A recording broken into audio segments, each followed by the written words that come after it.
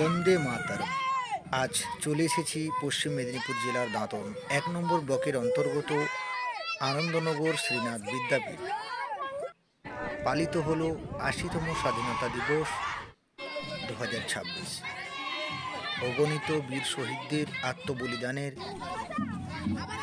স্মৃতিকে স্মরণ করে এবং দেশ আত্মরক্ষার প্রতি শ্রদ্ধা জানিয়ে আমাদের বিদ্যালয়ে ৮০তম স্বাধীনতা দিবস অত্যন্ত উৎসাহ ও আনন্দের সহিত মধ্য দিয়ে উদযাপন হলো।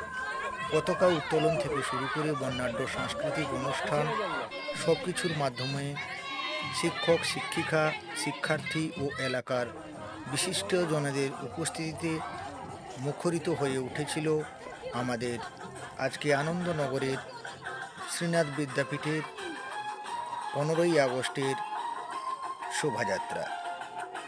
বিদ্যালয় প্রাঙ্গণ থেকে শুরু করে দেশের এই মহান দিনে আমাদের নতুন প্রজন্ম আবার দেশপ্রেমে উদ্বুদ্ধ হয়েছে। অনুষ্ঠানের কিছু ক্যামেরাবন্দি করা ভিডিও আপনাদের সামনে রাখলাম, আশা করি আপনাদেরকে খুবই ভালো লাগবে। উপস্থিত সকল আনন্দনগর শ্রীনাথ বিদ্যাপীঠের সকল শিক্ষক, শিক্ষিকা ও ছাত্রছাত্রীদের জানাই ৮০তম স্বাধীনতা দিবসের আন্তরিক শুভেচ্ছা ও অভিনন্দন জ্ঞাপন করি।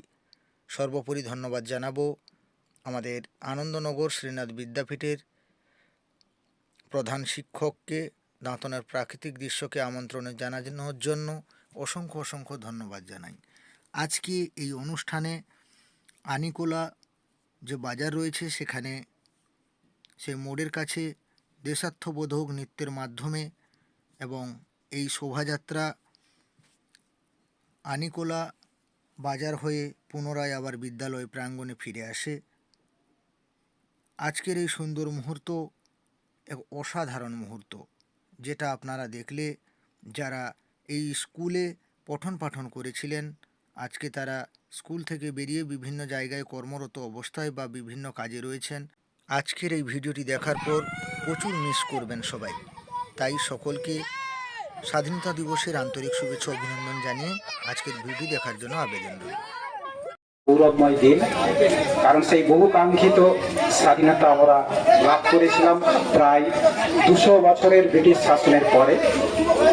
তো বেশি কথা বলবো না, কারণ আমার ছাত্রছাত্রীরা খুব ক্লান্ত হয়ে পড়েছে। একটা কথা বলতে চাইছি, যেমন আজকের দিনটিতে যে সমস্ত শহীদরা তাদের প্রাণ বিসর্জন দিয়ে আমাদের জন্য সেই কাঙ্ক্ষিত স্বাধীনতা এনে দিয়েছিলেন, তাদের সেই বীর গাথাকে যেমন স্মরণ করব, ঠিক তেমনি ভাবে প্রত্যেকেই আমরা আত্মসমালোচনা করব।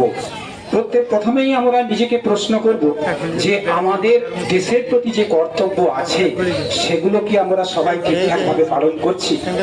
কারণ অধিকার গ্রহণ করতে গেলে দেশের প্রতি প্রত্যেক নাগরিকের কিন্তু কিছু নির্দিষ্ট কর্তব্য পালন করতে হয়।